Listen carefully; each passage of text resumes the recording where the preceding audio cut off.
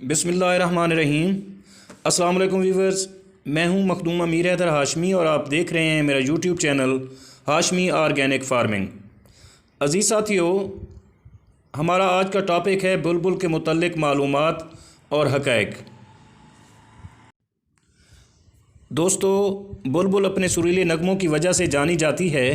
इसकी सुरीली और मधुर आवाज़ कानों को भली लगती है। बुलबुल परिंदा अमूमन अकेले रहना पसंद करती है। जहाँ कहीं भी सब्ज़ा और ज़्यादा हरे भरे दरख्त हों, ये वहाँ ज़रूर नज़र आती है। दोस्तों, बुलबुल के नगमों की बुनियाद पर बहुत से मशहूर मूसीकारों ने धुनें बनाईं और शेक्सपियर और जॉन केट्स जैसे मुसन्नफ़ों ने बुलबुल के बारे में बहुत कुछ लिखा।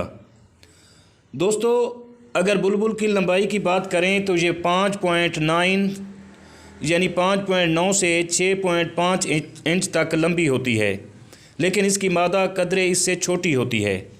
बुलबुल बीज, फल और कीड़े मकोड़े खाती है। इसके कुदरती ख़तरनाक शिकारियों में चूहे, लोमड़ियाँ, बिल्लियाँ और रेंगने वाले बड़े जानवर और गोश्तखोर परिंदे शामिल हैं।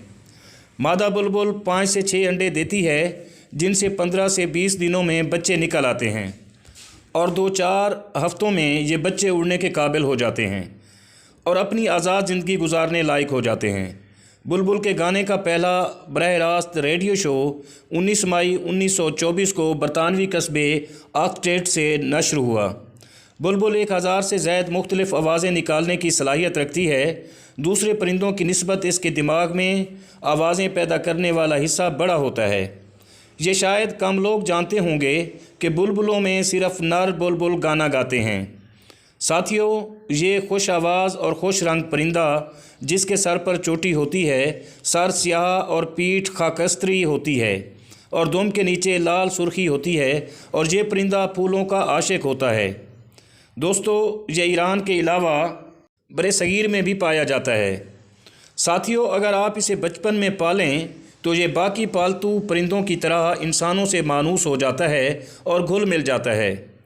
परिंदों के तहफ़्फ़ुज़ के इदारे से वाबस्ता डॉक्टर कर्स होसन का कहना है कि बुलबुल की नस्ल को जिस संगीन ख़तरे का सामना है, इसका अंदाज़ा इस चीज़ से लगाया जाता है कि बरतानिया में जहाँ 40 साल पहले लोगों के कानों में 10 बुलबुलों की आवाज़ आती थी, अब वहाँ सिर्फ़ एक बुलबुल की आवाज़ आती है और अक्सर इलाके इस सुरीले बुलबुल से तकरीबन खाली हो चुके हैं।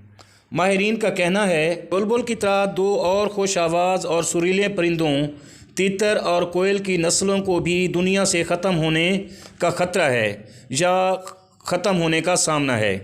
एक रिपोर्ट के मुताबिक बुलबुल की तादाद में लगभग 91% तक कमी हो चुकी है।